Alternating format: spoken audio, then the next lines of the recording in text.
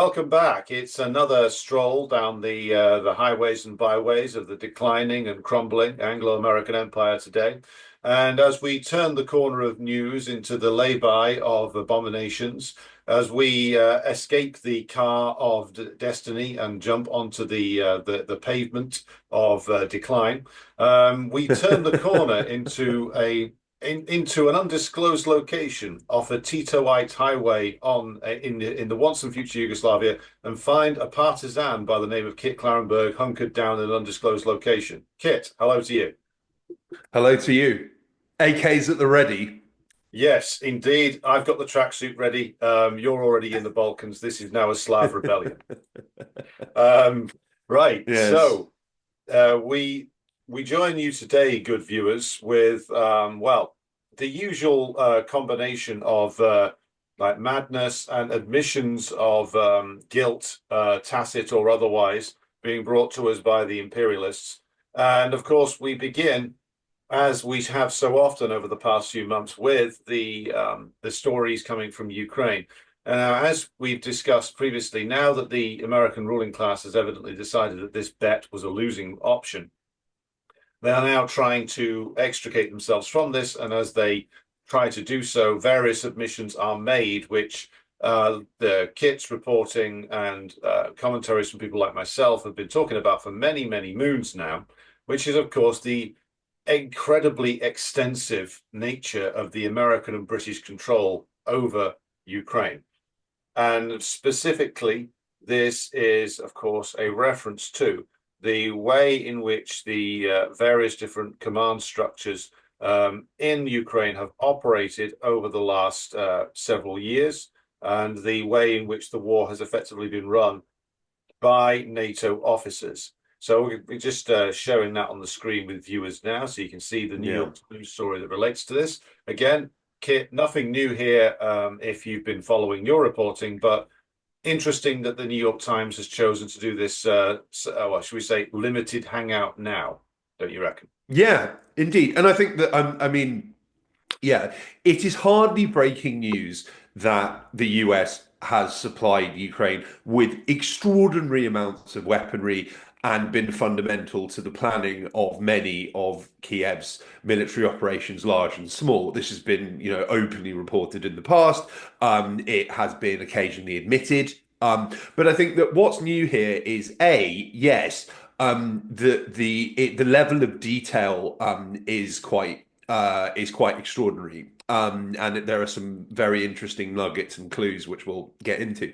I also think as well, I've seen some takes on this that this is being published now as a way of trying to keep the war going by like outlining the sheer level of investment that the US had in Ukraine and the it would be a betrayal not only of Ukraine but also America itself, given its investment, to step away from this. I don't buy that for a second.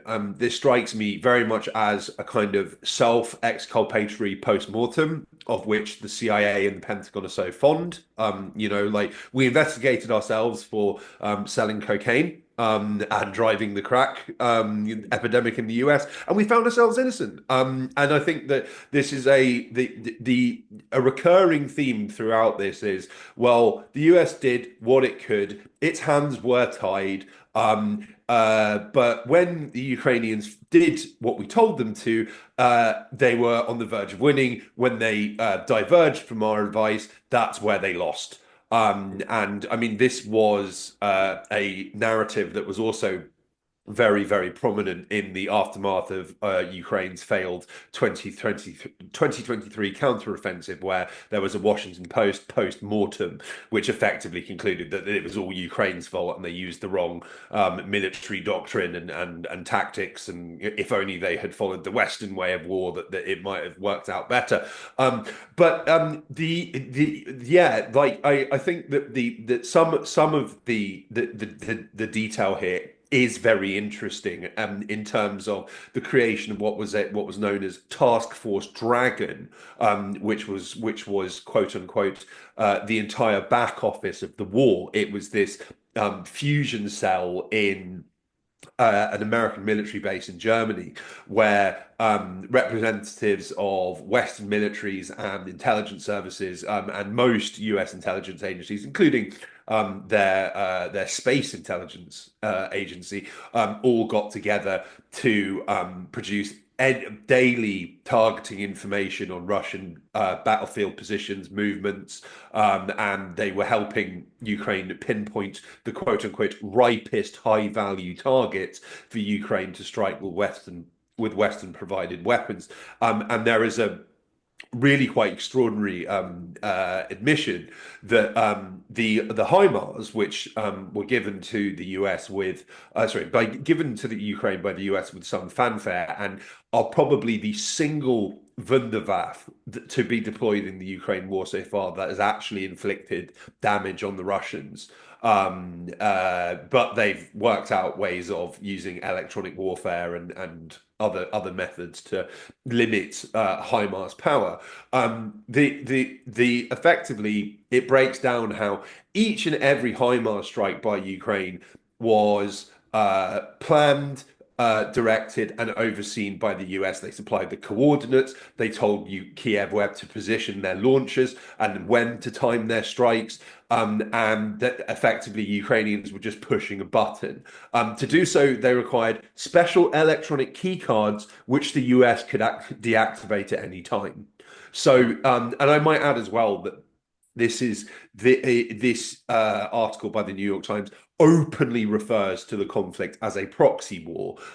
You don't have to search very hard on Google to find countless mainstream media articles and explainer guides as to how this isn't a proxy war from the very start of this. So, I mean, yeah, to have this confirmation is quite significant. Although, yes, it doesn't. If you've been listening to Alex or reading what I and indeed the Grey Zone have been reporting on since the very start of this, it will not be news to you. I have reported for my website, shameless plug. There are some very interesting excerpts in this as well, which point to Britain's outsized, if not leading role in this in terms of influencing Ukrainian and therefore by extension US strategy and actions. So for example, when Ukraine launched its 2022 counteroffensive in August against Kharkov and Kherson, these areas had basically been hollowed out by the Russians. They were not very well guarded and were effectively they were very easy for the Ukrainians to take, although they suffered massive losses doing so because they were pounded by drones and artillery, and many Russians fled their positions because they were vastly outnumbered. Now, the US was aggressively pushing the Ukrainians to keep pushing due to the lack of resistance, and despite the losses that they were incurring. And there was a particular Ukrainian field commander who was vehemently opposed to this and thought that they might be biting off more than they could chew. And despite pressuring Zelensky, who was then the head of the Ukrainian armed forces, to override this field commander's resistance, they were unsuccessful. So after the counteroffensive was over, a member of Task Force Dragon asked Ben Wallace. Oh, no, sorry. Ben Wallace, who was then the British Defence Minister, asked a leading US general who was part of Task Force Dragon what he would do if this field commander were his own subordinate. And the US general said he would have already been fired. So Wallace said, I got this, and then spoke to Kiev, and the field commander was duly fired.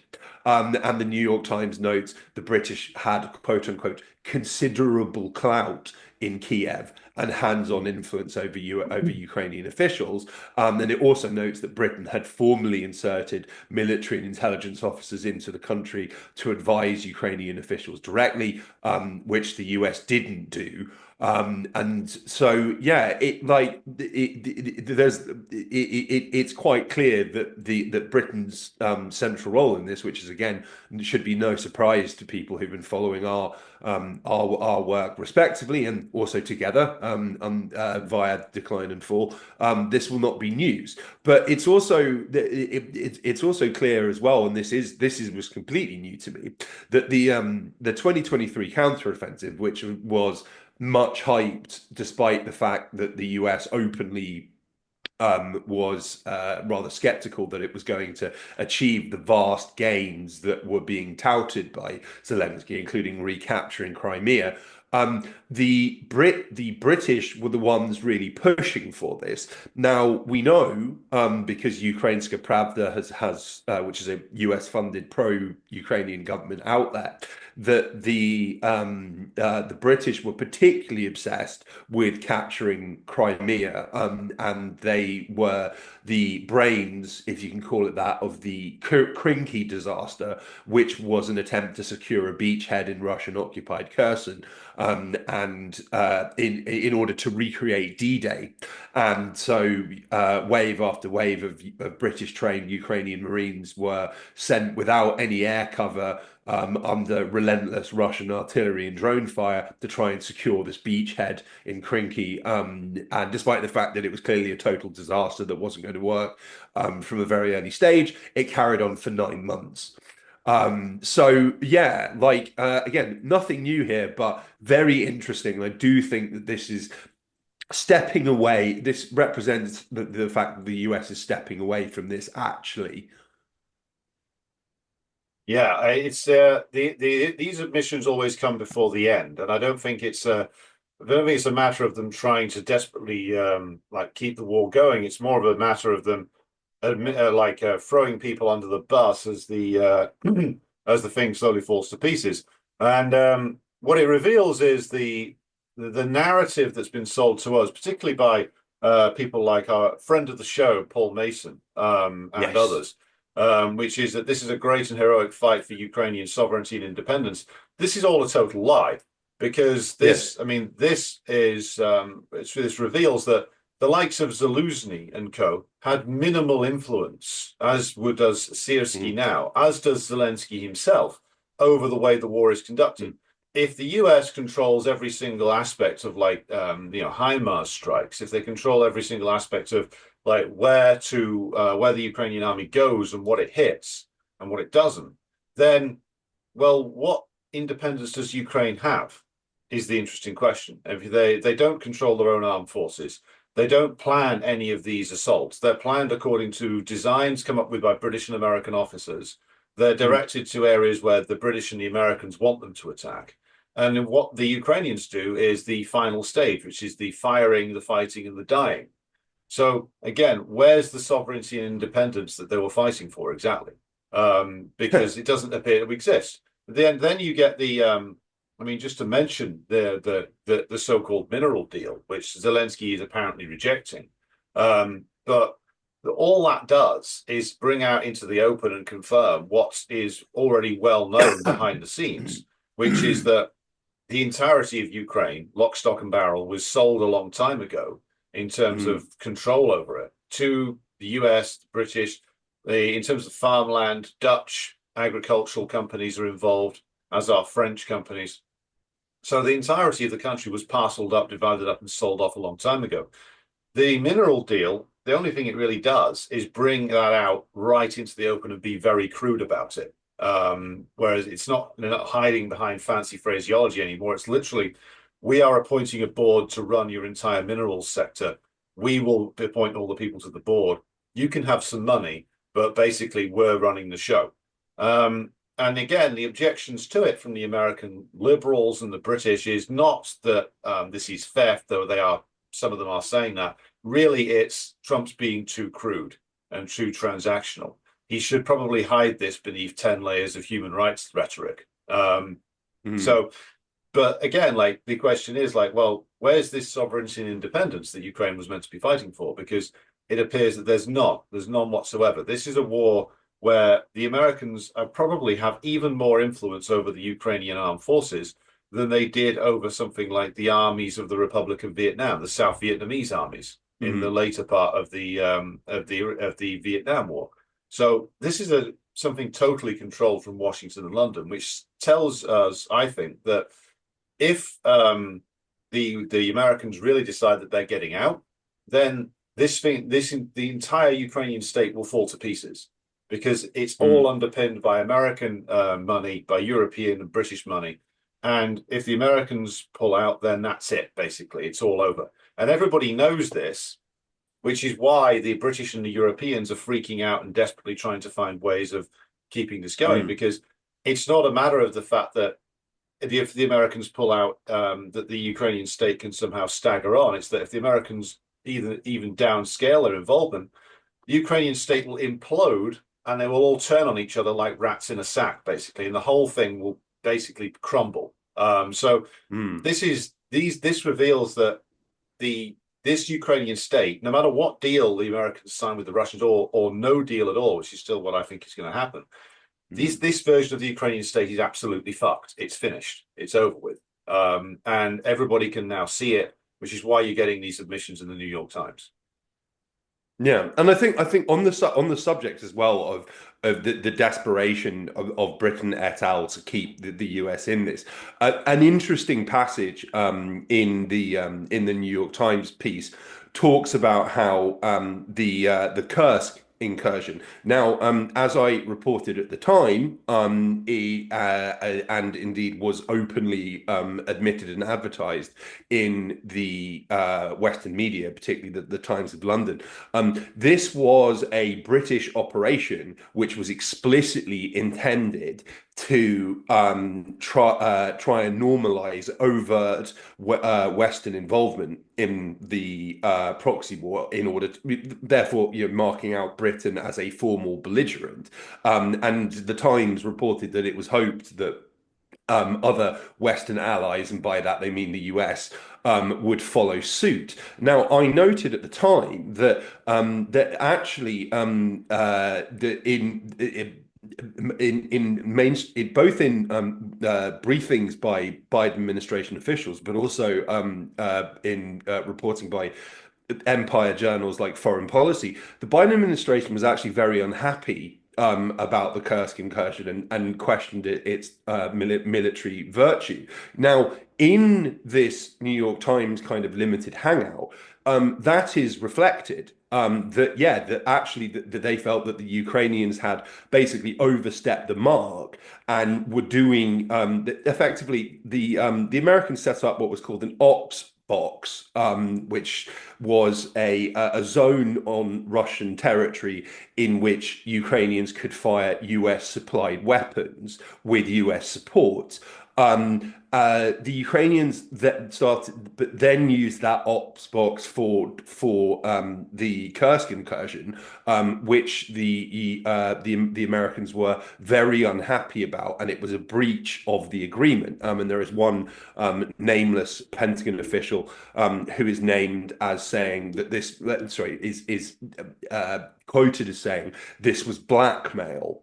And I do think that, I mean, on top of, again, trying to blame Ukraine for everything that went wrong while taking credit for everything that went right, this could very well be kind of seeding the removal of Zelensky and other people in his clique. Now, I mean, Putin has called for a UN administrated interim government in Ukraine and suggested that that could be one of the paths to peace.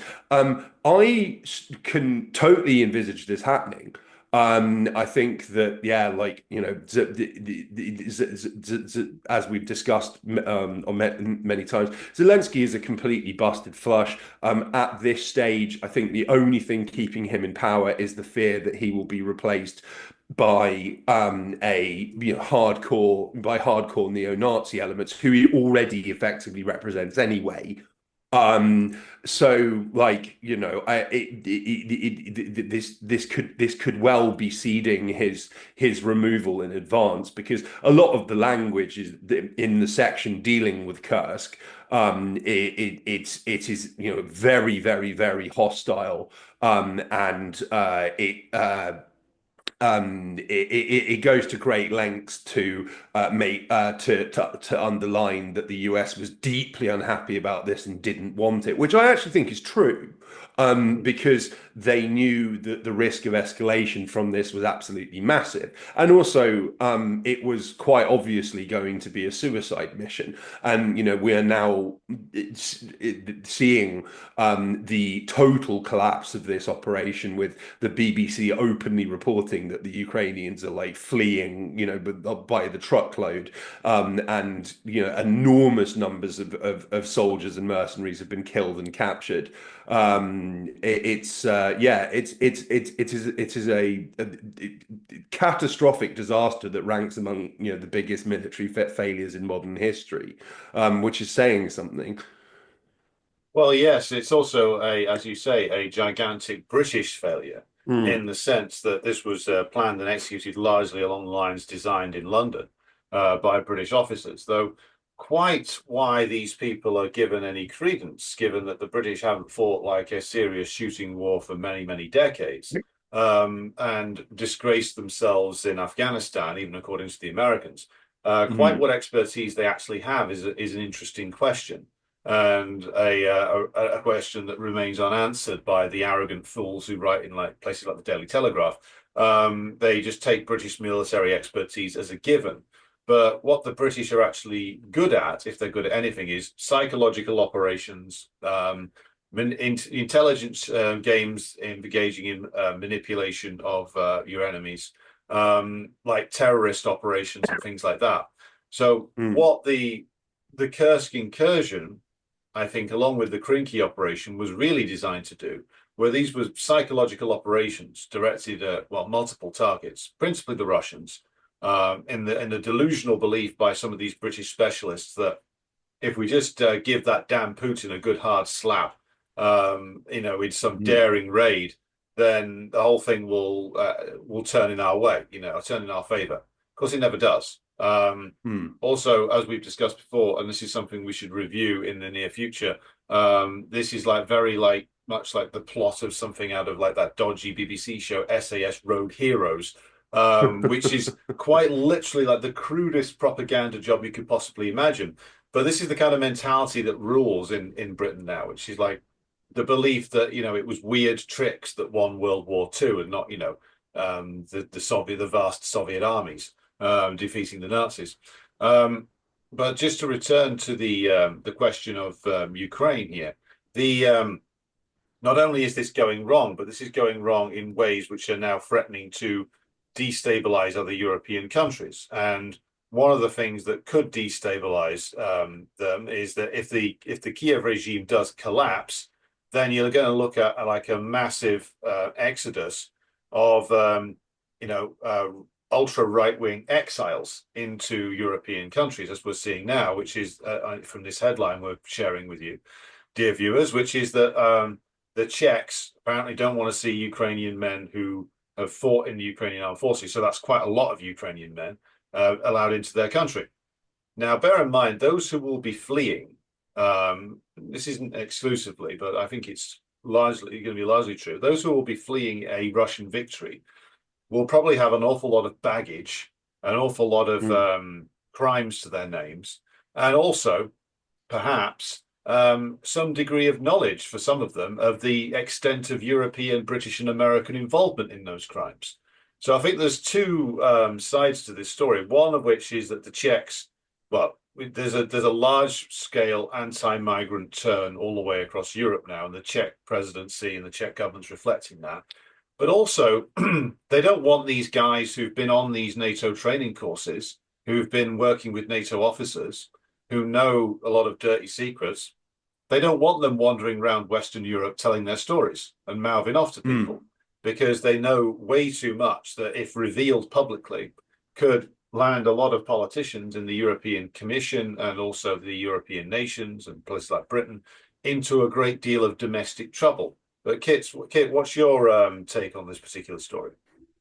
Yeah, sure. So, I mean, yeah, it has for a very long time been a source of concern for Western governments about what might happen if with what the question of what to do with returning fighters. Now, I might add that in July 2022, so this is almost 3 years ago now.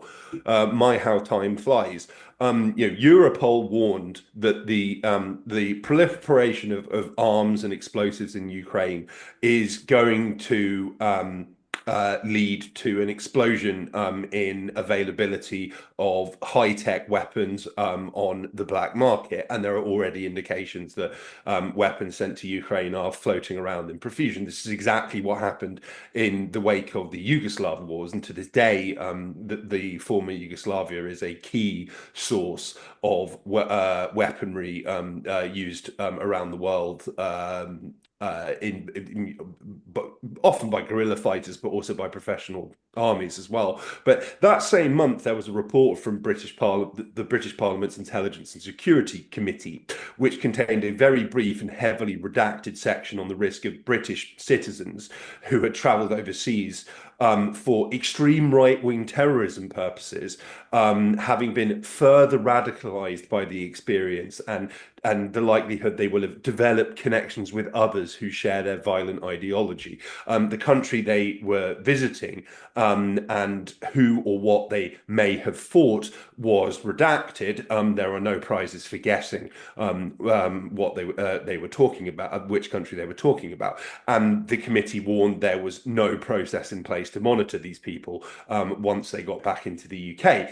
There is still no indication that the British government is taking this at all seriously. There have been numerous examples in Europe already of Ukrainian war vets being arrested and prosecuted for having illegal weapons in their possession and for plotting mass casualty attacks. My dear friend Alex Rubinstein, I believe again it was in 2022, he reported on how Italian police arrested a number of members of a local neo-Nazi group which had close ties to Azov Regiment, which is this openly neo-Nazi unit of the Ukrainian armed forces. They were stockpiling weapons and explosives and planning mass casualty terror attacks. And there is a member of this cell who had fought in Ukraine who remains on the run. These are just two countries where and I think most countries in Europe have seen at least some people head to Ukraine, whether they're soldiers of fortune or people who have believed all of the hype and seen it as an opportunity to have a jolly old time killing Russians. Frequently have died within minutes of deployment to the front line. But yeah, this Czechia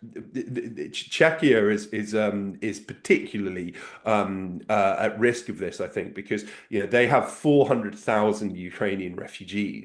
I think like just under half of that are women. So it stands to reason their boyfriends and husbands will have fought, will be seeking to reunite with them / run away when things get really, really bad, and they're already pretty terrible on the front line.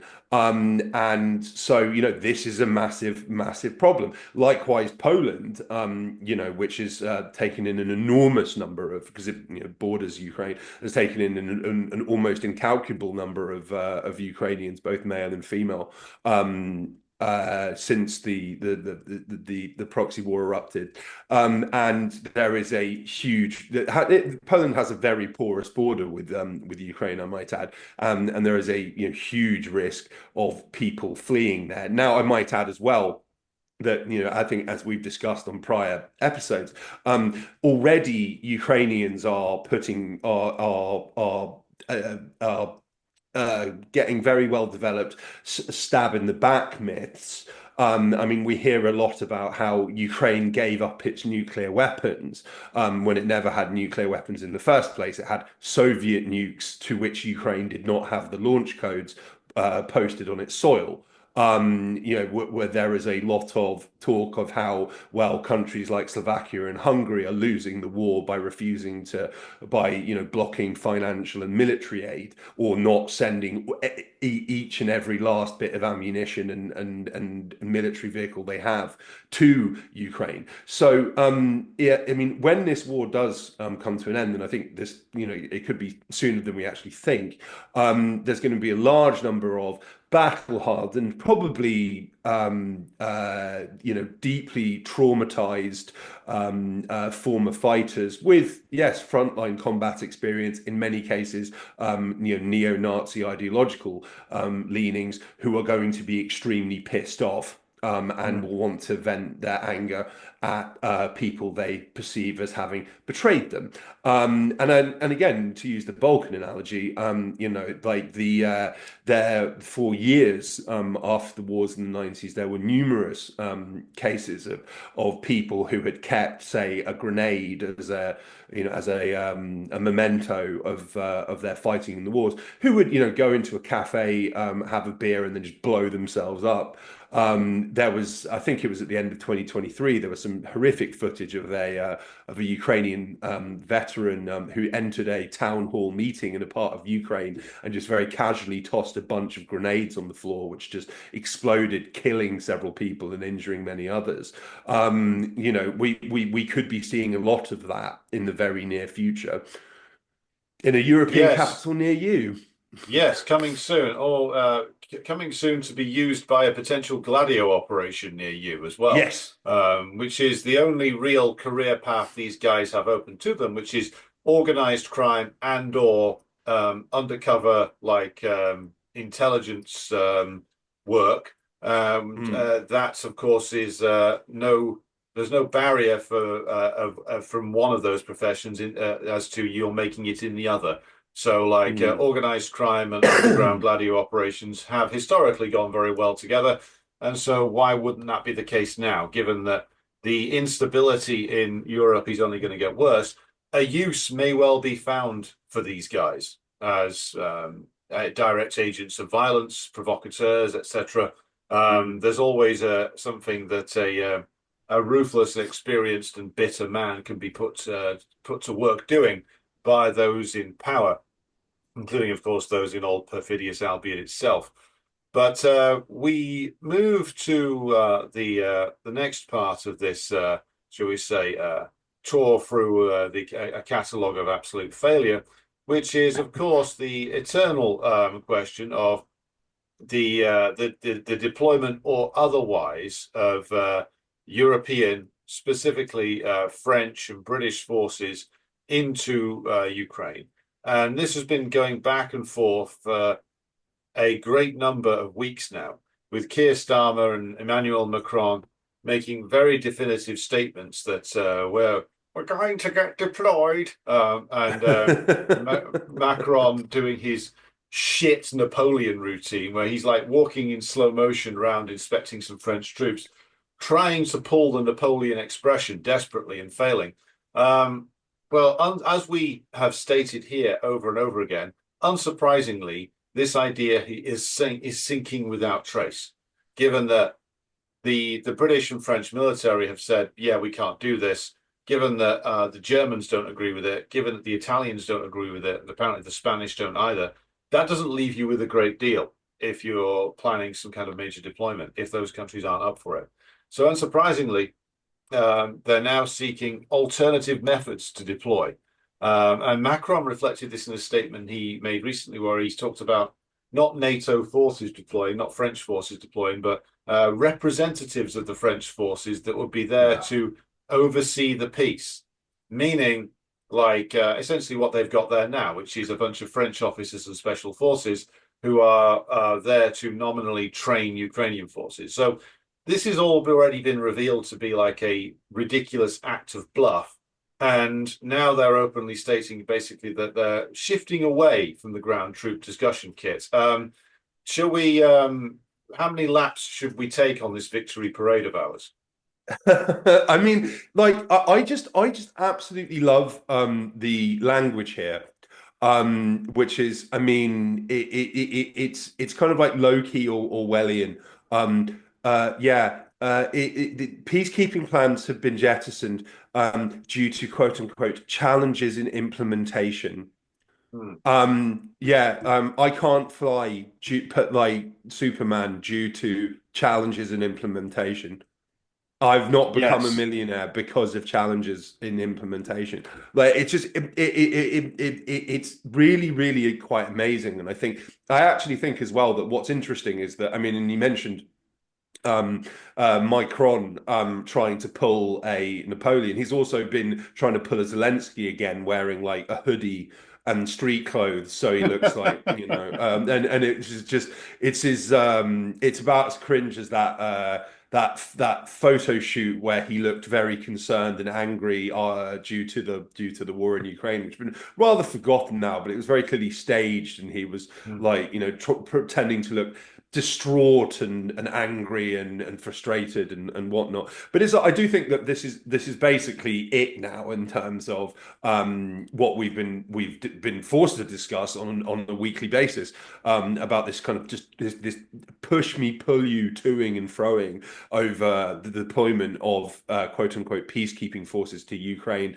and senior defense officials openly, if namelessly, saying, well, Britain cannot do this. It doesn't have the forces or the capabilities required to do it. And then Keir Starmer 2 hours later saying, no, we are going to do it, promise, swear. And then the rebranding of Rearm Europe to Readiness Hmm. 2023. I think it's just, yeah, and I think as well that, like, given how rapidly that all of that talk, which has been dominate, I mean, we spoke about, was it Skyforce or Sky, yeah, it was Sky Shield, which was this plan to Sky send, Shield. like, Yeah. yeah, Sky Shield, which was this plan to send vast amounts of non-NATO, but still Western jets to police the skies of Hmm. Ukraine and shoot down Russian missiles. We heard about that for about 3 days, and now it's been completely forgotten. I do think that actually we're kind of into that end stage where very rapidly people are going to be paring back their rhetoric as reality sets in. And the fact that this is completely unviable and it's not going to work purely out of self-belief, or, in the words of Grant Shapps, a can-do attitude. Oh, It's not yes. going to just, it's not going to happen. And actually, it is, necessary to start like laying the foundations, at least rhetorically, for a withdrawal from this. Now, I mean, on that subject, I this other story caught my eye today, and it made me laugh like a jackal. And this is the Finnish president, Mr. Alexander Stubb, has said that Finland should, quote unquote, mentally prepare to restore ties with Russia. And he talks, and this was during a meeting with Keir Starmer, I might add, which is like makes it all the more hilarious. Is that, and he said, we in Finland must mentally prepare for the fact that at some point relations with Russia will begin to recover. Nothing removes the fact that Russia is and will always be Finland's neighbor. Now, it's rather forgotten due to the passage of time, but like when Finland joined NATO, right? Like, was that, I irritatingly keep on forgetting her name, but who was the Finnish Sanna Prime Marin. Minister? Yeah, Marin, who may or may not have a cocaine problem and now works for Tony Blair.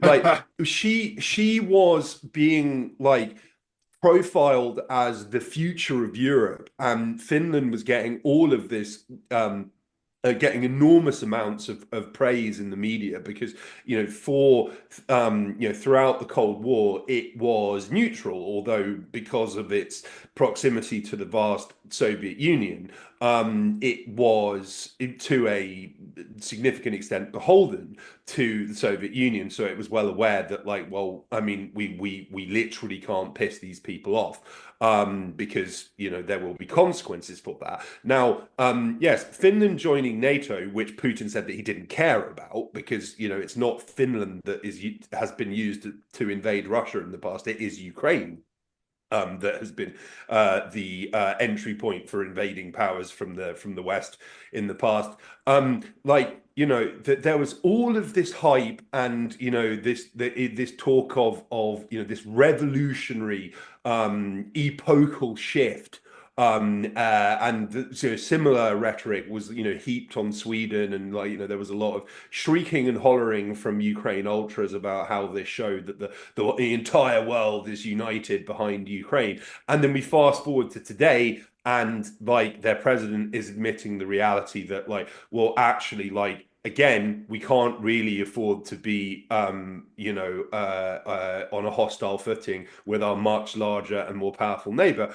What he also doesn't mention is the fact that by joining NATO, Finland has become a target for Russian missile strikes and more in the event of a hot war with NATO, when it wasn't before.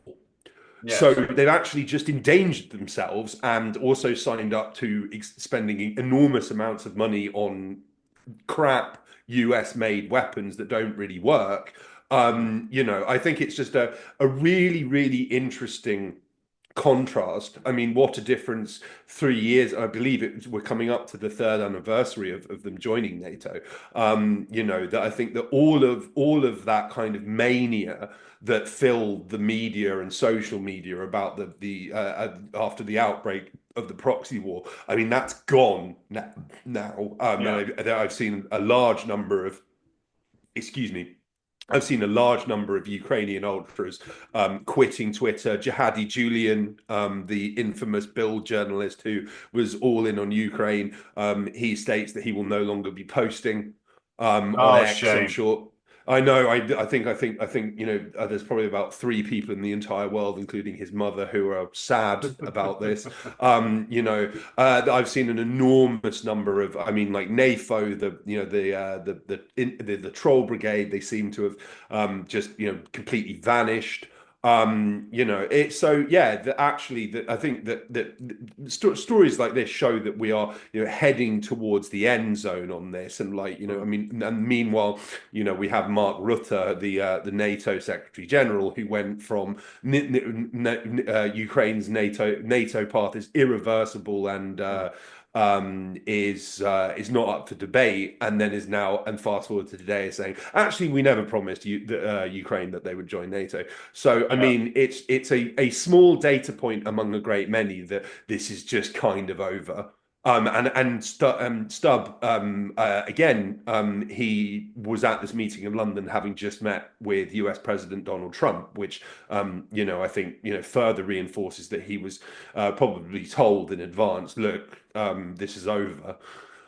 And you need to Well, start preparing for that, and more generally as well. I mean, I've made this point for a very long time that there is a large number of people who remain kind of possessed of Ukraine derangement syndrome, um, who are going to be traumatized and left in a parlor state, mentally and emotionally, when this all ends with inevitable Russian victory and terms being dictated by Moscow, because they have invested enormous amounts of emotional and intellectual energy, and in some cases money, in a complete fantasy hmm. that this was this grand battle between democracy and autocracy, and blah blah blah. Yeah. Actually, it was a familial punch up in a faraway field sponsored by Raytheon. Yes. Um, you know, Sounds less noble when you put it that way, and fewer Lord of the Rings comparisons as well. Um, the the Finns also know very well that, like, by essentially cutting themselves off from Russia, that's an economic tie that they've lost, which they didn't need to lose. Yes. And the one of the fears that I think that the British in particular have is that when this thing falls apart, that the NATO bloc of countries might not survive the disintegration of this campaign.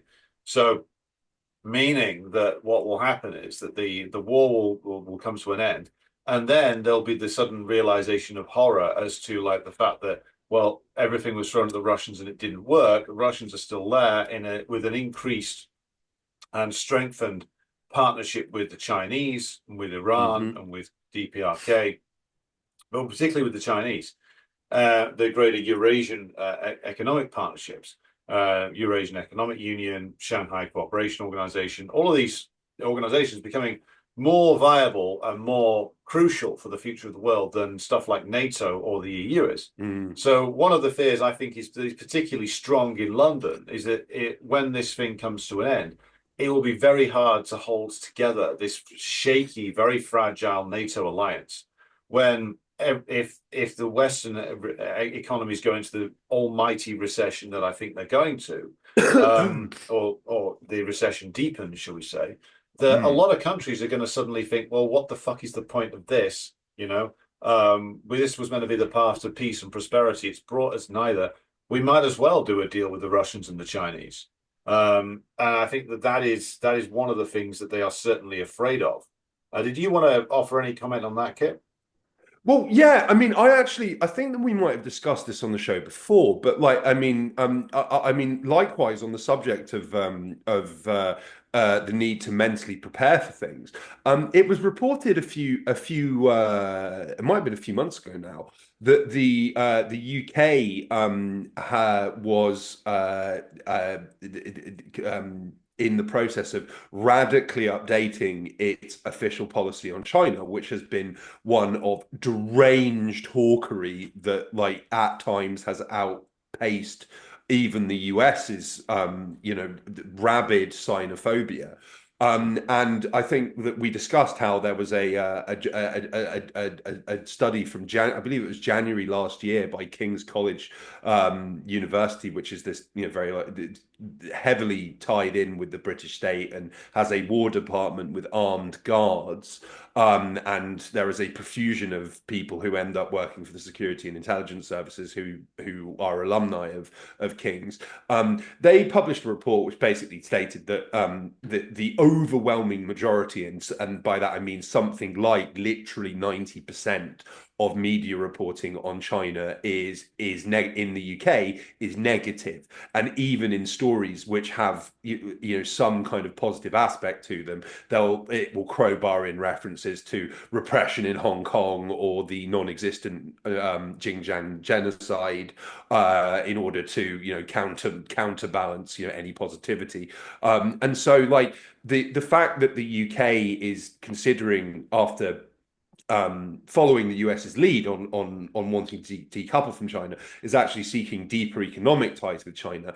I think that's going to be quite a hard sell with a lot of Mm. people, and again, it's something that they're going to need to start manufacturing public consent for, because I personally know people who are of the left who have been taken in by this anti-Chinese Kool-Aid. you know Mm. Yeah. it's in the UK. It's really quite remarkable. And I know several people who have never been to China, can't speak Chinese, know nothing of its history or how its political system operates, who have very strong negative opinions about the country and its population. And that's going to be quite hard to undo, because it would be a total 180 reversal Yes. from where the UK has been traveling for so long. I mean, a wider point to make as well is that, I mean, we'll get into the tariffs, but it's like, China has for a very long time been practically begging Europe to enter into business deals, to to trade, to allow for infrastructure investment. This hasn't happened. It's been blocked. It's been offers have been ignored. Threats to impose by Germany of all countries to impose tariffs on its exports to China and all sorts of other counterproductive measures like that have been mooted. And it's like, well, actually, the result of the war in Ukraine, as you adroitly state, is the fact that Europe has been, greatly reduced in economic, political, and military significance. I mean, I don't think the Russians, let alone the Chinese, take Europe particularly seriously at this point. They don't see them as they don't see Europe as a series of sovereign autonomous countries. They see them as slavish vassals of the US, Well, yes. which is like the legitimate reality. And in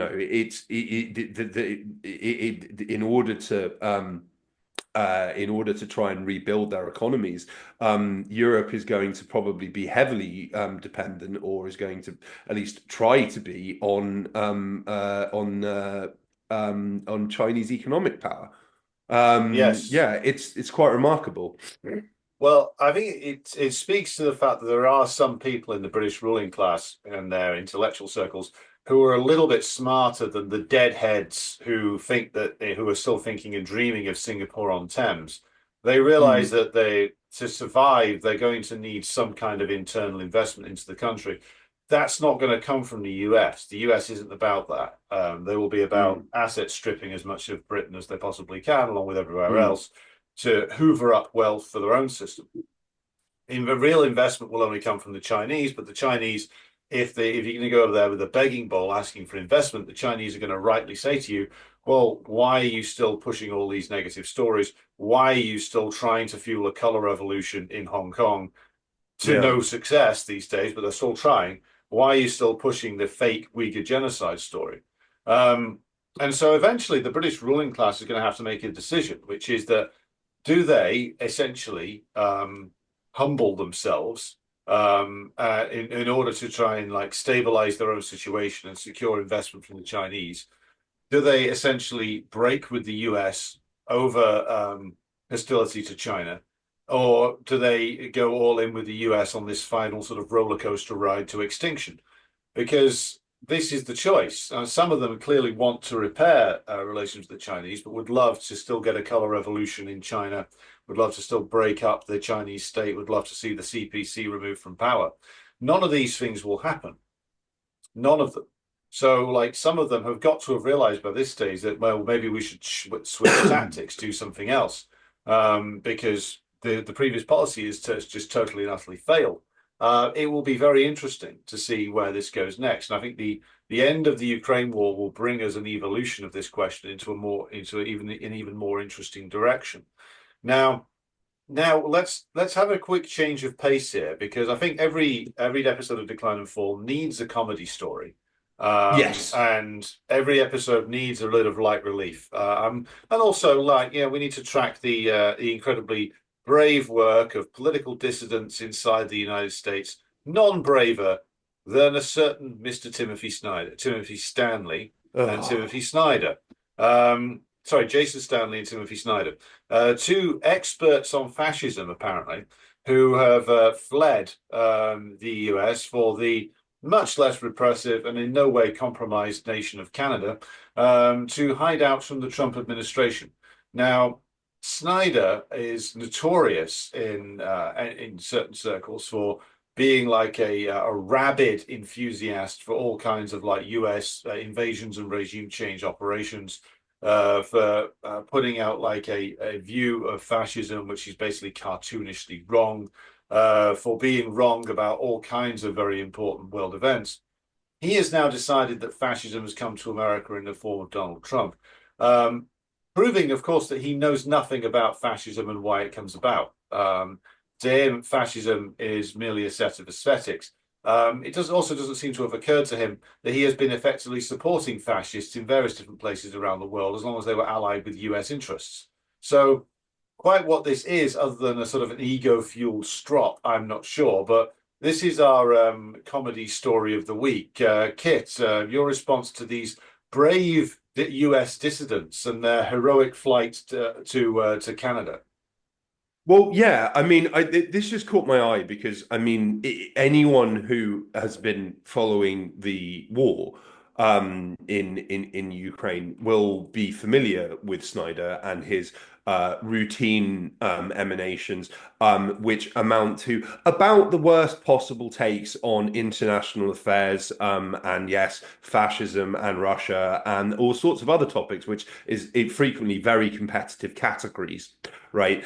He was a very early endorser of the notion that Trump was a Russian asset, and he's very proud to have called that early, which he, based on it. Effectively, what Snyder does is he creates this nebulous blob of things that he doesn't like and claims that they're all interconnected and that they're all part of some kind of formal or informal fascist plot.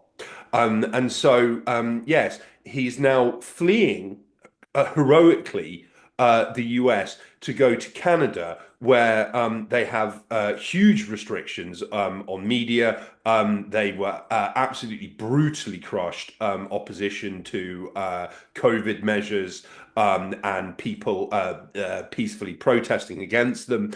And in many ways, given its history of slaughtering and conducting human experimentation on its indigenous population, is could quite reasonably be called a fascist state.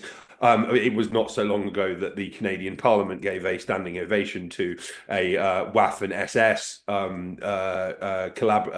operative who was complicit in the Holocaust, with a beaming Zelensky stood there. I mean, this is quite remarkable, and yes, very, very, very amusing. Now, just to give you an example of the kind of thing that this idiot peddles, if you go on, I decided to search for his tweets on Prigozhin. Because of course, remember Prigozhin in June 2023, he staged a rebellion for PR purposes.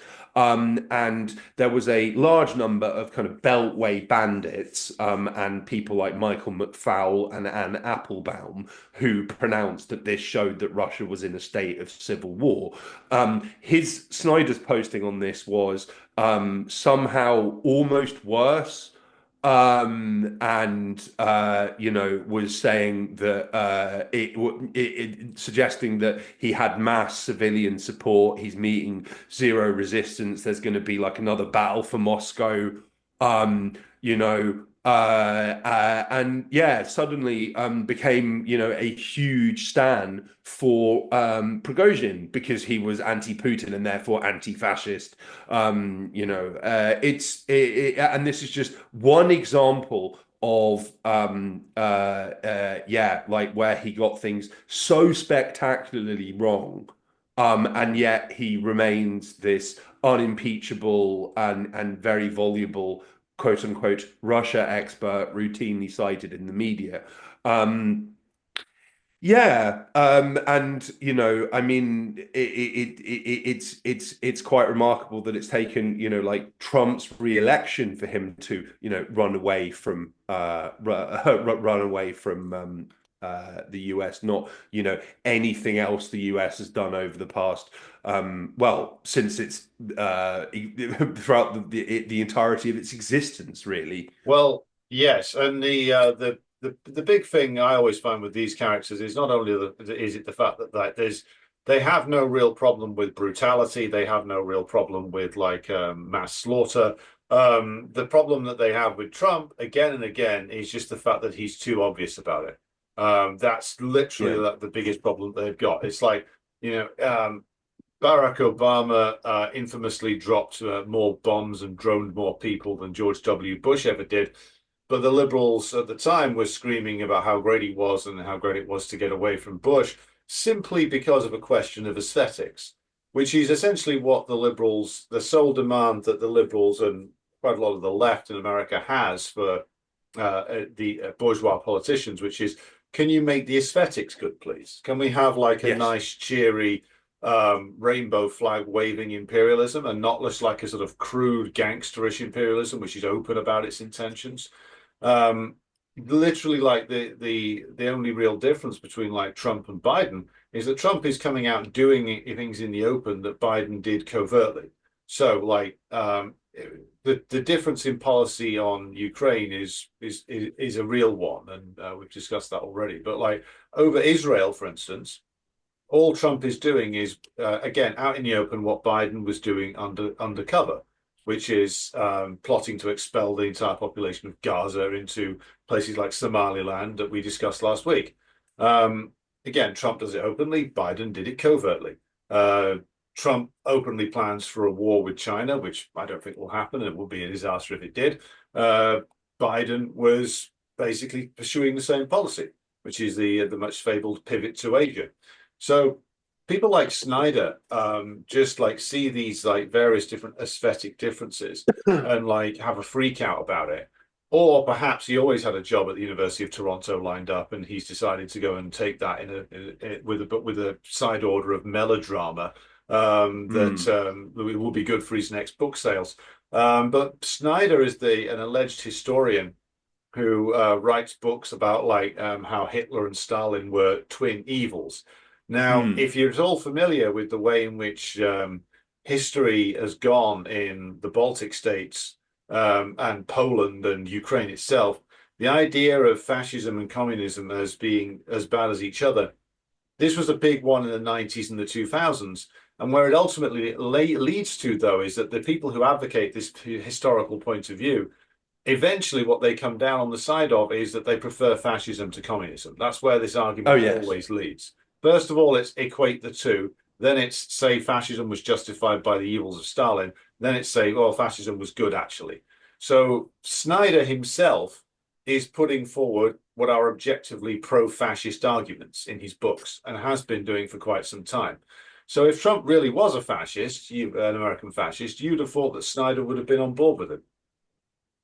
Yeah, indeed, indeed. I mean, I mean, it is purely a matter of presentation. And I remember very well. I actually, when Trump gave that now rather forgotten interview, I believe it was with Bill O'Reilly, where Bill O'Reilly said, Putin, this guy is a killer. Which, not even Putin's harshest domestic critics claim that he is personally like a killer. And Trump said, well, you think that we don't kill people? This caused like complete uproar. And then this is, yes, despite his first term in office following 2 terms of one of the most blood-spattered administrations in US history, which is saying something, And I've seen, Yeah. a lot of, we've seen uh, a lot of memes circulating about how, oh, Obama, zero scandals. Well, I mean, it wasn't a scandal because he dressed well, he spoke in all sorts of fluffy, nice sounding rhetoric. But yes, like slaughtered people all over the globe, gave massively enhanced powers to every single apparatus of domestic and foreign repression that the US has by some margin. But he did it with a certain style. But Trump saying the quiet part out loud is apparently too much to bear for someone like Snyder. More generally as well, on the point of conflating like fascism and communism. This is something that we should do an entire episode on because I think that Mm. it's quite an interesting story of how the Baltics and Poland, particularly the Baltics, where the overwhelming majority of their tiny populations were directly complicit in the Holocaust, and they slaughtered their Jewish populations before the Nazis got there, Mm. and have created this myth of quote unquote double genocide, where Mm. being under Soviet rule, where they were given all sorts of indulgences and financial stimulus that other parts of the USSR did not receive, that being part of the USSR was somehow genocidal on a par with the Nazis. Now, I believe it was 2009, I might be wrong on the year, but the EU passed a resolution that recognized or accepted this complete rubbish that Nazism and communism were two sides of the same coin and comparable evils, which should have raised a lot more alarm bells Mm. at the time. And I think that, fast forward to today, and we are living with the legacy of that, where, like, it is mainstream accepted history that the Mm. Soviet Union somehow started World War II, and was a primary instigator and belligerent in that. And it's quite worrying. Well, yes, and it shows where things are intended to go, which is the pushing of more and more fascist rehabilitations in the West, which of course, again, this is all stuff that the likes of Snyder have done for years and years and years. I would urge people to read the works of Grover Furr, the American Marxist-Leninist, who has debunked one of Snyder's most notorious books, called Bloodlands, where Snyder, in his book, makes the comparison between Hitler and Stalin. Furr goes through Snyder's own sources and finds that many of them directly traced back to fascists in the 1930s and 40s, unsurprisingly. The other point I would make, in a shameless plug for other things I've done, is that if you want a real history of like socialism in the Baltics, go and listen to the work I did with Isko Lat, a Latvian Marxist-Leninist, about like the real story of how the Baltic states were incorporated into the USSR. It was actually a workers and peasants revolution that did that. So it wasn't the mean old Stalin invading and occupying. There was an uprising where the pro-German comprador element was overthrown, and then the new essentially Popular Front government, formed by the workers and peasants, applied to join the USSR in all these three cases. And this is all forgotten. This is all buried now. And again, Snyder is one of the propagandists of this so-called double genocide myth. But speaking of the Baltic states, Kit, shall we go for a wander to the actions of perfidious Albion in one of the Baltic states, which is that the Brits, in as part of their great commitment to the Baltic states, and of course a troop presence in Estonia. This is now going to be downscaled, which again points to the gigantic gap between the raving mad rhetoric and the actual reality of like the British military and what it can and can't do, which is that it clearly can't sustain this presence in Estonia, and so they will be like withdrawing several hundred troops. And this has gone rather unremarked in the British press, but it's clearly symptomatic of the fact that there is no possibility of the British deploying in a serious manner to Ukraine, given that they can't sustain a non-combat deployment to Estonia. Yeah, I mean, I think that as someone who, about 10 years ago, I traveled around much of the former Soviet Union and Western extent and the Warsaw Pact countries. And there was, and I'm sure there remains, a very, very obvious British military presence in the streets. But that's all it is. It is a presence. Right, so you will see like British soldiers just like walking around. You will see British military vehicles very clearly marked out. But beyond them just being there, it doesn't really mean anything. And I think that the details in this article that, and this is based on a report in the Times, which, as you mentioned, has gotten zero pickup elsewhere. The UK was planning to send between 3,000 and 5,000 personnel to take part in a military exercise. So not for defensive purposes, but just to take part in an exercise. And they are struggling to put together such a paltry force due to financial issues. And according to defense sources, and these are just estimates as well, there are about 1,000 British military personnel left in Estonia, which is down from a peak of 1,650 in April 2022. And there are fewer than 10 Challenger 2 main battle tanks, which, as we've seen in Ukraine, have been comprehensively wiped out again and again by Russian artillery and drones. And I mean, fewer than 10, I mean, that could mean zero, Yes. So it's like, yeah, it's quite amazing. This, it's quite amazing, the disconnect between rhetoric and reality, as we've discussed, ad infinitum in past shows.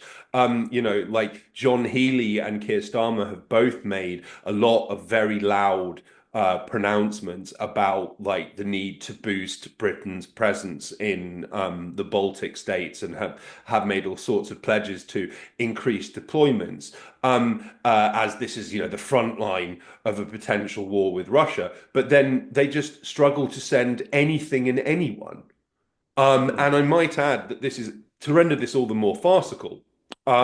This follows Prince William being dispatched to Estonia to quote unquote send a strong message to Putin from a tank near the Russian border. Now, was it Michael Dukakis who was rather Yes. he was a US presidential candidate who was, much mocked for taking for being photographed shooting a thumbs up from a tank. I think that's the same kind of vibe that I get from Prince William. Just like going to Estonia to quote unquote support British troops there. And it's just like, oh great, well, the heir apparent to the throne has just turned up. I'm sure that Putin is quaking in his absolute boots. you know Well, yeah. Russians of course having a rather checkered history when it comes to dealing with British royalty. But yeah, it's like I mean, it's all just for PR purposes. And I think that again, the as we've discussed before, and it bears repeating, that the British are and you mentioned earlier, they are obsessed with psychological warfare over all other forms of warfare, because they believe that, well, and this is a direct quote from a Ministry of Defense document, I might add, where it states that psychological warfare is of vital importance because it means that battles can be won when the physical contest cannot, which is, great until you get nuked. And Yes. so, like, this is all like I'm sure that the MI6 Ministry of Defense brain trust thinks, oh well, yeah, like, we're going to send Prince William to Estonia, and he's going to, like, give an address from a tank, and this is going to be like the show of strength that will mess with the Russians. There are numerous references to in leaked documents related to Project Alchemy that I've reported on for the Grey Zone, where they talk about how, well, Ukraine saying it's going to build a maritime raiding marine unit will spook the Russians. Rather than actually doing anything militarily, it will somehow, play mind games with Putin and lead to his the collapse of his government. I mean, it's total and utter fantasy. Yes, and I think that this what is not for nothing that one of the best book titles there has been in the last 20 years was a book by, he was actually the Guardian's economics correspondent, Larry Elliott, who wrote a book in 2007, prefiguring the financial crisis of Labour that year, called Fantasy Island, which is essentially what Britain is now. This is an island which exists on fumes. It is locked in various different fantasies about itself.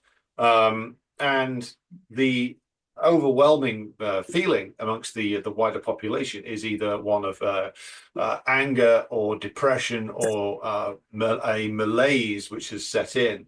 And no further proof needed than the fact that Keir Starmer's less than a year old government is now, if the current poll and projections are to be believed that we're sharing with you on the screen now, is looking at an electoral wipeout if an election was held according to these recent polls that taken at the end of March, which would lead to like a conservative and reform coalition government, basically, making it in, which is something that I myself and others, to be fair, have predicted for quite some time, which is that the ruling class will, in the end, secure a shotgun wedding between reform and the conservatives to put a more stable and coherent ultra reactionary government in place that will only be slightly more reactionary or about the same amount of reactionary as Keir Starmer's government. But the fact that the Labour Party's been in less than a year and its opinion poll rating has already cratered, and the longer this goes on, the more likely they are to lose by an even greater majority, tells us just how unstable and just how fucked this place really is, which shouldn't surprise anybody if you've followed this program for too long. But Kit, did you have any reflections on the, should we say, the miserable end of a certain Sir Keir Starmer? Yeah, yeah. Well, I mean, what I find really interesting, and again, this is something that we've discussed, is that like the Starmer obviously was elected with this stonking majority with a smaller number of votes and I think smaller vote share than Corbyn got in 2019, which was meant to be their worst result ever when it actually it wasn't. But the point is that like for the first few months of Starmer being in office, the establishment legacy media were doing everything. They were working overtime to try and polish the turd of Keir Starmer, and we heard it all. Oh, it's great that he's so boring. Oh, he's just getting on with the business of government in a professional way. Lots of stuff about his legal background. The adults are back in charge. Isn't the silence nice? Blah blah blah. And then, like, if you look at like any poll, and beyond the this absolutely damning poll, which I think this is the first time in recorded history that a ruling government in a two-party system has been third in the polls. I mean, that's just an astonishing development.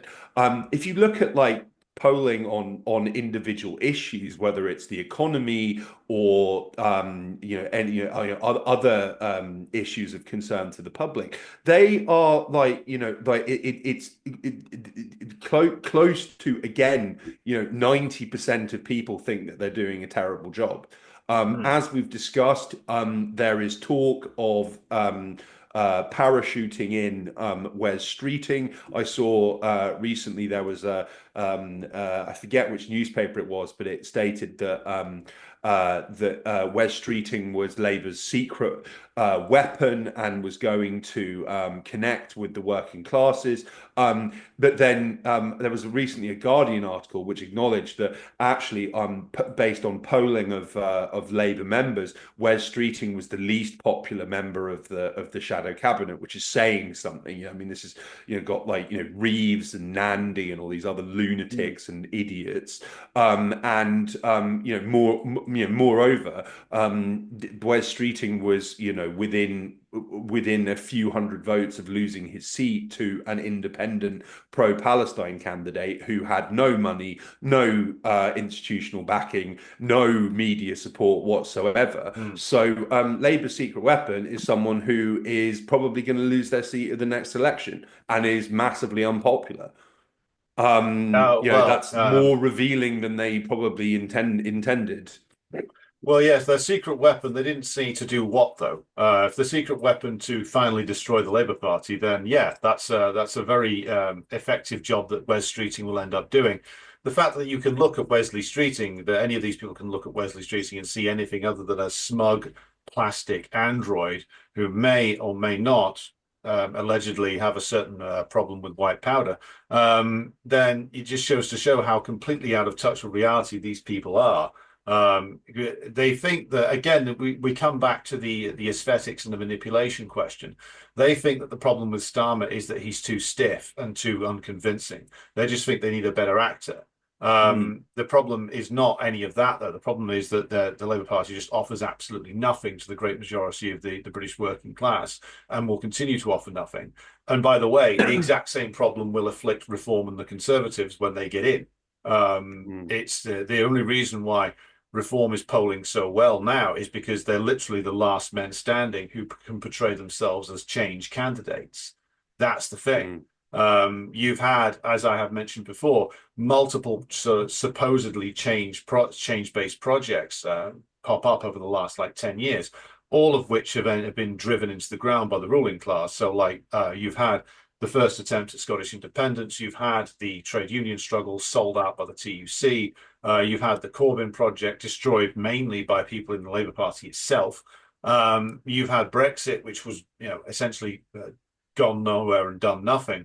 And nothing good anyway, because why would it be, given the people who were in charge of the implementation of it? And so the final people who can portray themselves as being change-based, the change party are Reform, which, as we've discussed before, suits certain elements in the British ruling class fine, because their leadership of Reform are quite clearly chosen men, good chaps who can be relied upon to do the right thing. But Reform can't solve the crisis of British imperialism any more than the Labour Party can, any more than the Conservatives can. They're stuck. So even if this result were to happen tomorrow, it fundamentally wouldn't change anything in Britain, because the ruling class are in no mood to do anything in terms of positive change. They're only in a mood to make life objectively worse for the working class, which will be very interesting given the number of working class votes that Reform will get, how quickly their support completely disintegrates. And my prediction would be Reform will go downhill just as quick as the Labour Party. And the proof of it is always in what their policies actually do to their voting base. And Reform's voting base will be as decimated by the so-called agenda, the change agenda that they've got, as the Labour Party's voting base is going to be fucked by their recent budget. This is the domestic working class in all of Britain desperately cycling through different alternatives, trying to find a way forward. And there's no way forward in the current system whatsoever. Yeah, absolutely. And it's just like, I mean, that's the thing, is that the trajectory is one that is just headed purely in one direction, which is downwards. And I think that one thing that I do find really interesting as well is that I mean, on the subject of things that didn't really go anywhere, norovirus media and Oh people yes. like scum like Owen Jones and whatnot. 10 years ago, they would be invited onto the BBC to be mocked as far left, lunatic, Marxist fanatics with nice sounding ideas that we can't afford and are unworkable because reasons. Jeremy Corbyn kind of threw a wrench in the works on that to an extent, and actually mainstreamed and legitimized and normalized actually pretty boring social democratic policies which are not far removed, if not pretty much identical to European governments.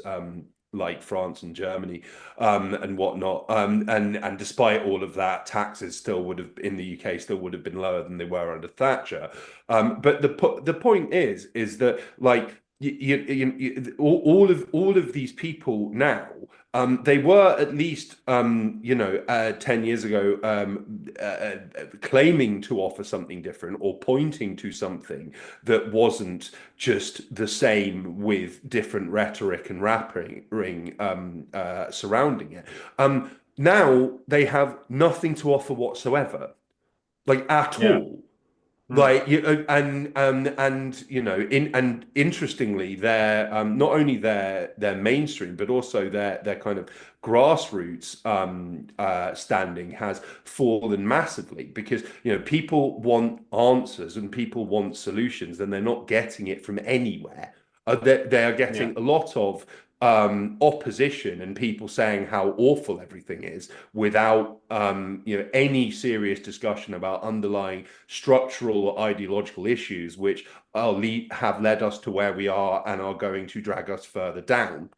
I mean, Yes. there was a couple of years ago, there was, enough is enough, which was this was a very brief kind of fad where this group held meetings across the UK where people spoke a lot about how crap things were. Yeah. Without offering any real solution. And in the end, a lot of the people associated with these groups, including Mick Lynch, ultimately said, just vote Labour. Yeah. Well, this Like, is yeah, this is what's going to happen again. I think whenever there's another election, you can already see it in the air, which is that they're going to go around telling you to vote Labour to stop the fascists in reform, despite the fact that if you knew and understood the true record of the British Labour Party, you would find that, well, if the Reform are fascists, then the British Labour Party is pretty damn close to it, if not fascistic itself. I mean, I'm reminded of the old line from Stalin: social democracy is objectively the moderate wing of fascism. British social democracy is a rabid, blood-soaked, pro-imperialist entity, and always has been. And so, like for like the likes of Lynch and co, and Lynch has now promptly done his job, sold out his union, and has retired to be replaced by somebody else who's hopefully better. But for all these characters to go around saying, "Isn't life terrible? Vote for Keir Starmer." Just shows you how utterly bankrupt the leadership of like the so-called trade union movement in Britain is. And all it does really is aid Farage and Reform, who can keep saying that we're the change party, everyone else is the establishment, everyone else is selling you out. Now, talking of aiding right-wing forces whilst pretending to combat them, we should, of course, turn to La France, where, of course, Marine Le Pen has been found guilty of, I believe it was embezzlement of funds, and has been barred from public office. Now, of course, there is every possibility that Le Pen is guilty of the things that she is charged with. But then again, being an embezzler in French politics has never been a barrier to becoming president, to say the No. least.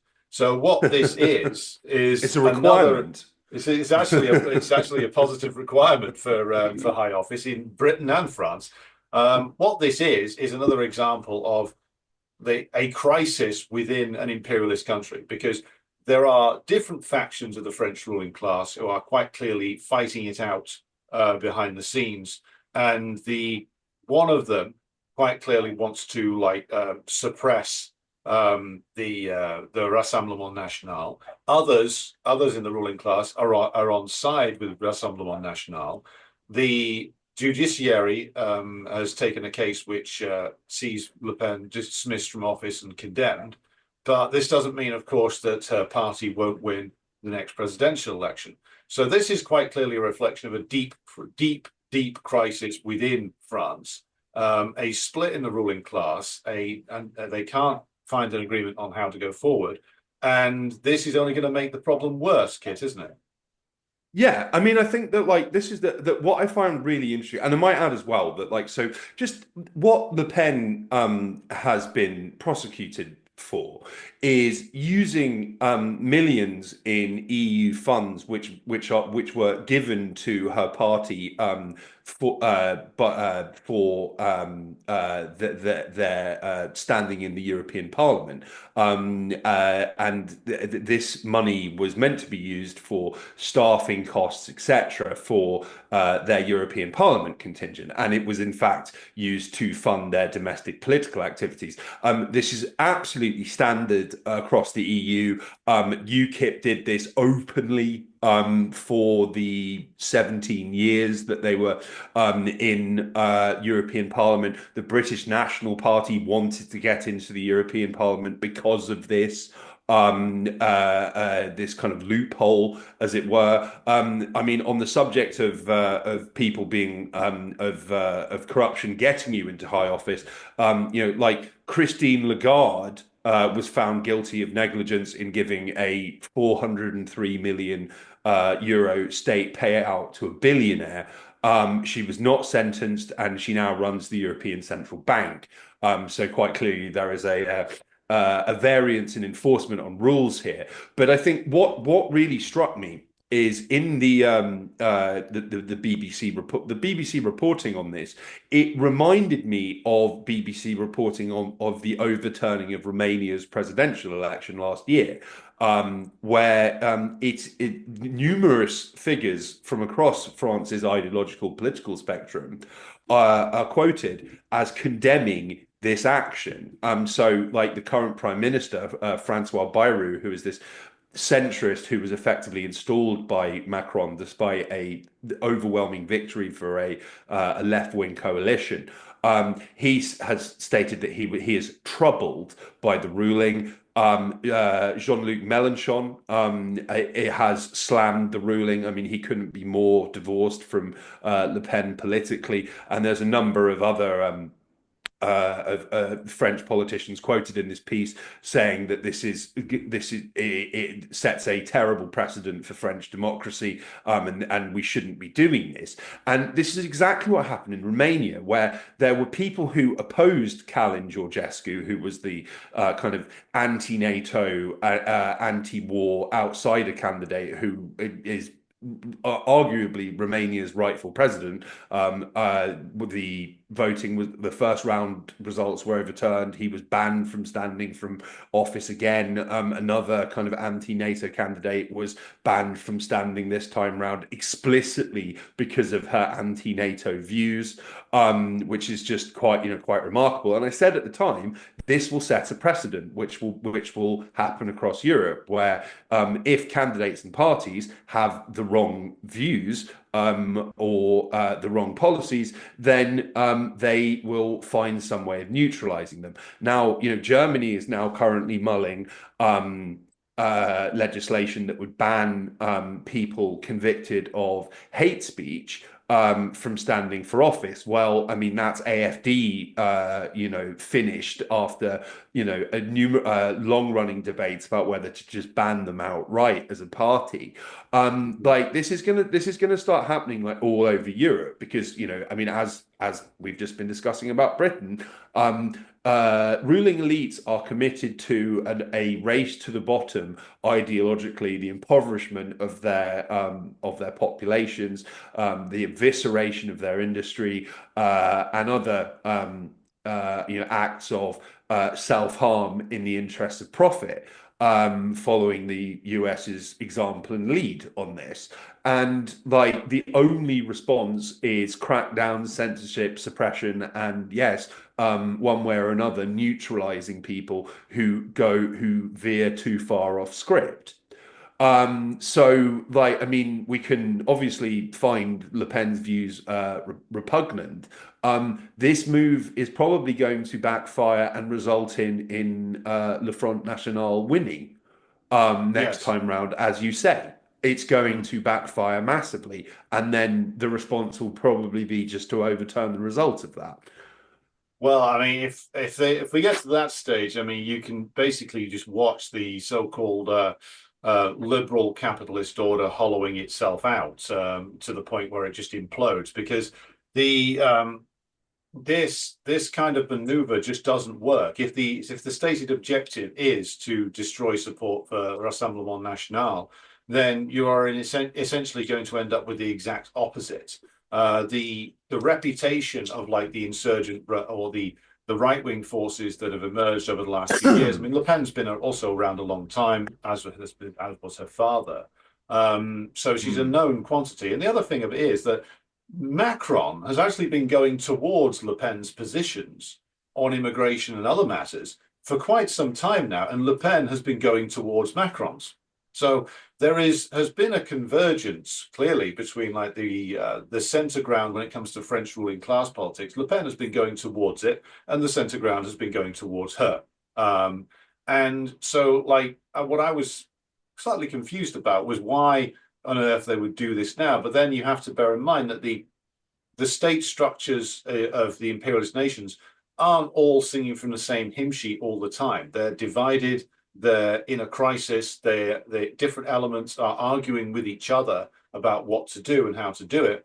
And so you end up with these like really stupid decisions that won't work anyway, because you're going to end up with the RN in government and in the presidency, whether that's Le Pen or whether that's somebody else who's her chosen placeman or successor is another question. But certainly that if this was intended to save like French so-called bourgeois centrism, it will do the exact opposite. It will kill it off more quickly.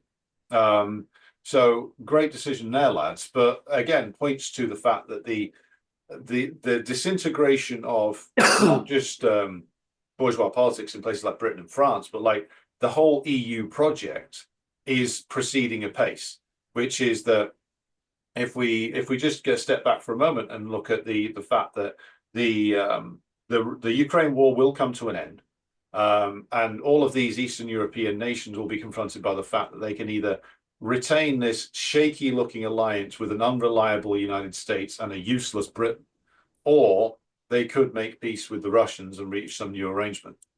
And you don't have to be some sort of left-wing radical to realize that. I mean, for God's sake, Viktor Orban is an out-and-out reactionary, and he's realized what's better for Hungary is to essentially keep relations open with everybody.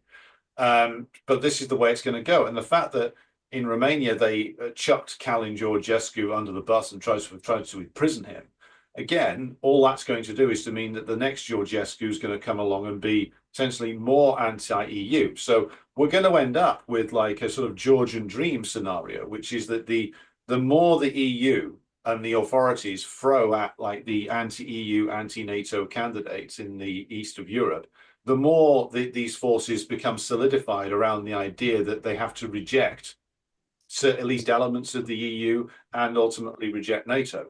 So they are in so many ways digging their own graves, but they have nothing to offer. So repression is the only tool that they choose to use. Do you have anything else on this story before we move on, Kit?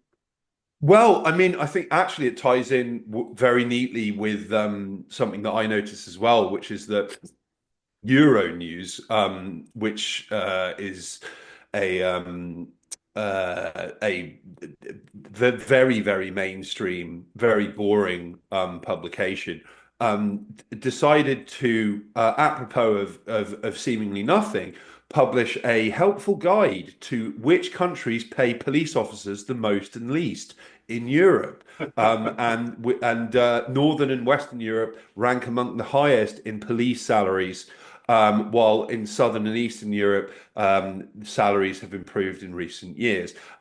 Could this be because the European elites are looking ahead and foreseeing the need for mass crackdowns and potentially people from outside Europe to outsource the violence to?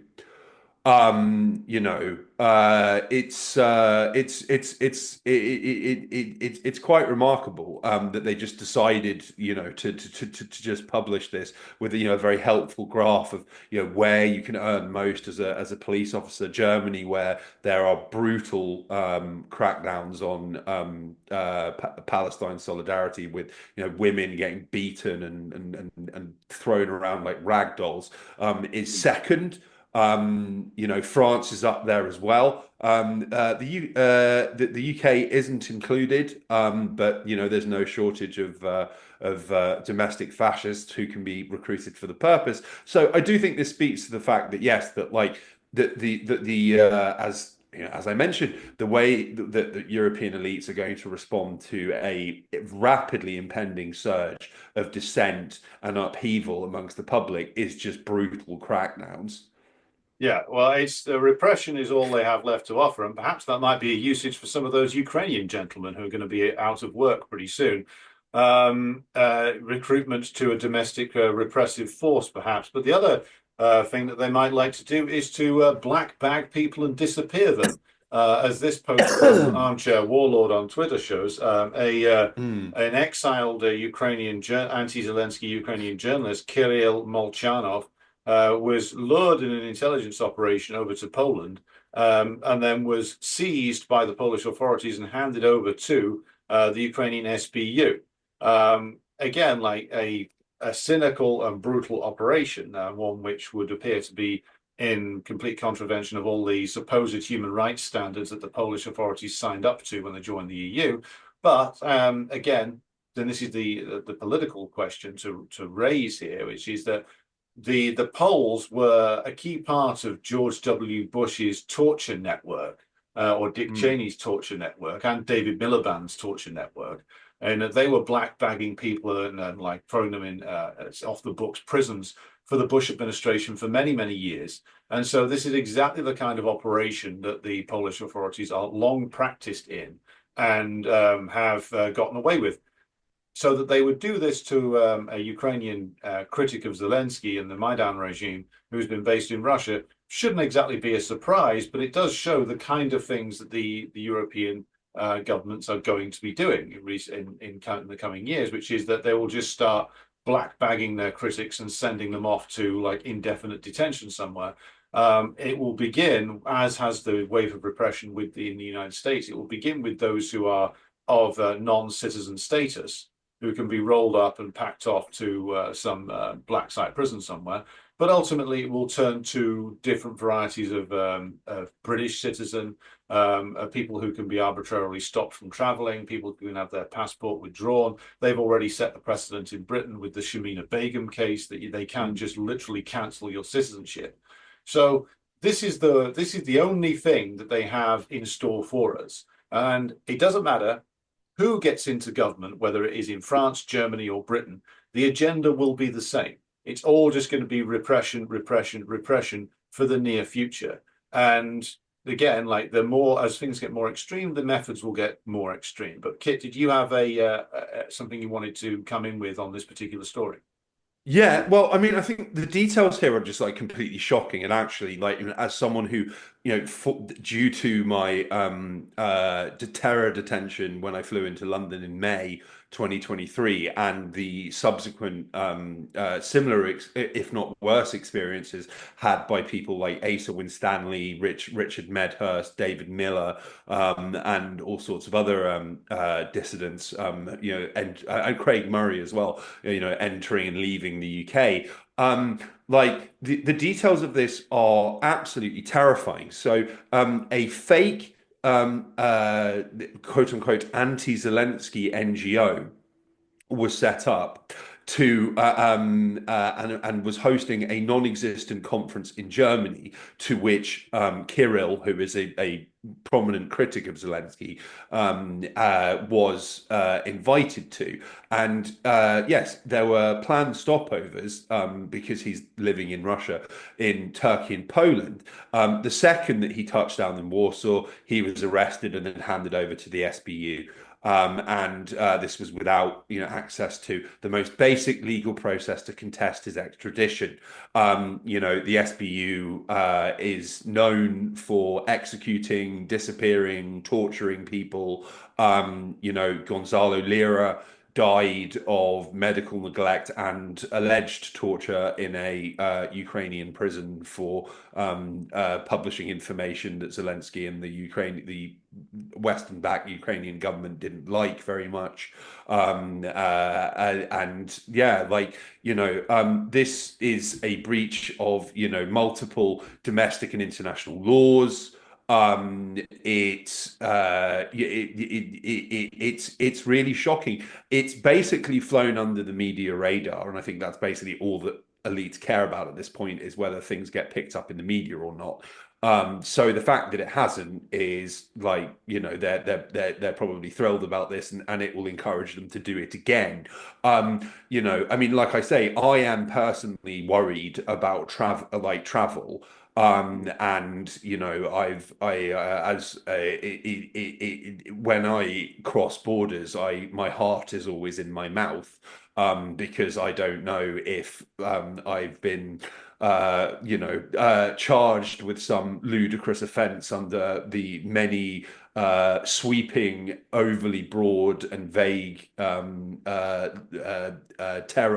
counter-terror and counter-foreign influence laws, which the British state has drawn up with virtually zero criticism. I might add that, yes, that in December last year, the UN wrote to a set of UN rapporteurs wrote to the British government demanding answers and expressing grave concerns about my detention, Craig Murray's detention, Richard Medhurst's arrest upon his arrival in Heathrow.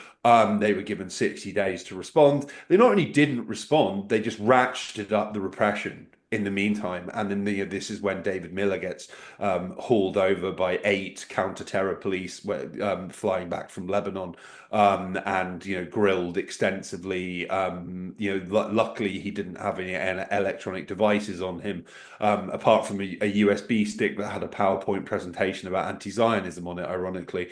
But I mean, this is something that we do need to be. I think it should be of massive concern to everyone, because particularly in matters of quote unquote national security, the government sets the terms of what national security is.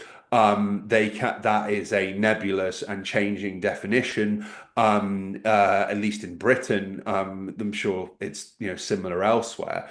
And effectively, if they really want to go after you, then they can get you on almost anything. I mean, I've written about the UK National Security Act, which has all sorts of crazy passages in it which state that, well, you can be convicted of receiving a material benefit from a hostile foreign power, including information, without that hostile foreign power being identified, or the material benefit you received from them being identified either. I mean,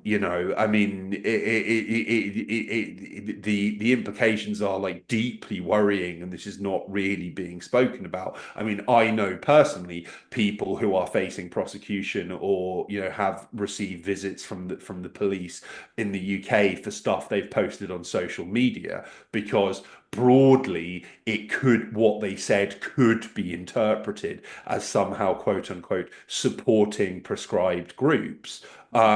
Support isn't defined in the legislation. Yeah. This is, I strongly suspect that this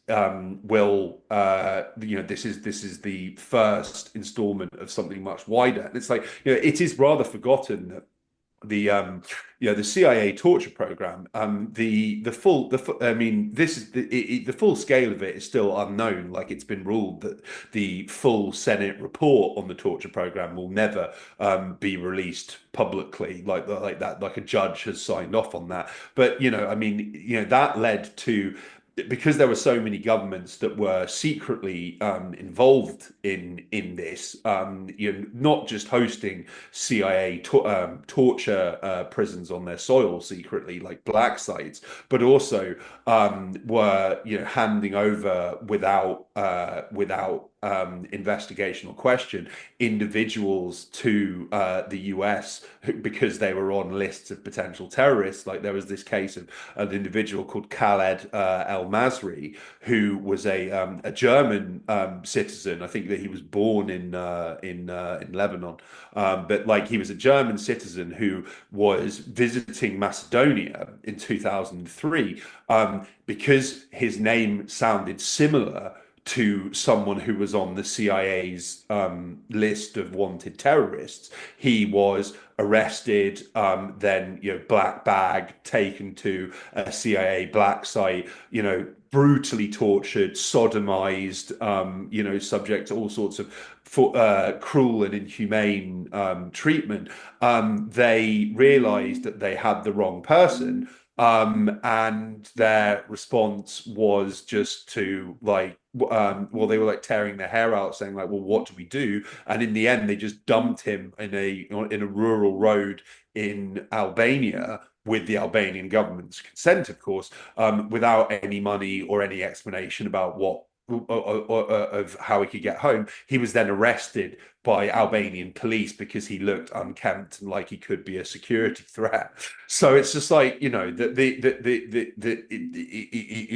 don't know the kind of relationships that Britain, the US and Britain have with foreign security and intelligence services. I mean, in my neck of the woods in the Balkans, Britain runs multiple security quote unquote reform projects which implant, as we discussed, RE Somaliland, British personnel and British technology within the headquarters of police and security and intelligence agencies, which raises the very obvious question of who they're actually working for. And whether, a word in their ear would be enough for, someone to get deported, arrested, Yeah. Basically, what this means is that this is what is on the cards for anybody who steps out of line in the very near future. More positively, I don't think that will save those who are putting this in place. I think the problems are too deep to just be repressed away. Oh, well, that brings us to the closing part of this part of the show. But aside from your regular Decline and Fall specials, which you'll be getting every week, we are going to be doing additional, I believe the term in the trade kit is content for the good viewers and listeners out there going forward, because the show has been, by all of yourselves, very well received, and we are very pleased about that. So what we will be doing is we will be doing additional segments in the upcoming weeks. They're starting later this week with something on Trump's tariffs. And we're also going to be expanding what we do in the form of maybe getting some guests on for discussions and interviews, etc. So our thanks to all of you who have made this show the hit that it is, and we hope that you continue to do so. Yeah, we hope you can join us for a tariff special discussion, shall we say, tomorrow. And we're going to be also coming up for you in the near future is going to be the long promised JFK discussion. Kit, did you have anything to say on either of those things? No, just thanks so much for joining us for another edition. We are greatly gratified to see so many of you tune in, whether that's live or on the replay, so to speak. We don't take it personally too much if you don't catch us live.